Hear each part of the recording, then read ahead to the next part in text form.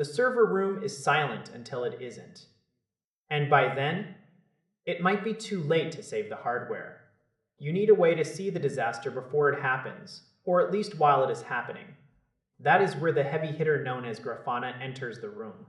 This is not just a bunch of pretty pictures or colorful lines on a screen.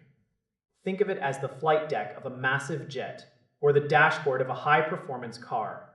It tells you exactly how much fuel you have left, how fast your engines are spinning, and whether something is about to explode. It is a no-code environment designed for people who need to keep the lights on and the websites running. You take your data source, maybe it is a database or a complex server log, and you just drag your charts into place. It does not require a computer science degree to get a basic view running. The real magic happens with the alerts.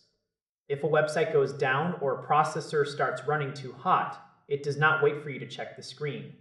It sends a text message or a ping to your team chat immediately. It is fast. It is reliable. It is built for the gritty reality of operations. But then you have a completely different world where you are not just watching things happen. You are building things that work for people. That is the playground of Streamlit. It is a Python framework that changes the rules for data scientists everywhere. You aren't just looking at a static map. You're building a living application. Maybe you want a user to upload a massive file and see what happens. Maybe you want them to move a slider to change a variable and watch a machine learning model make a prediction in real time. This is where you get total freedom. You can build sidebars, custom buttons, and interactive forms that a monitoring tool simply cannot touch. It is low code, so you do need to know your way around some Python. But the payoff is massive. You are moving from the role of a spectator to the role of a creator.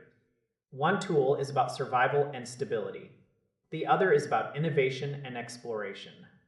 If your job is to monitor the health of a network or track traffic across a dozen different servers, you go with the monitoring powerhouse. It handles massive amounts of data without ever breaking a sweat.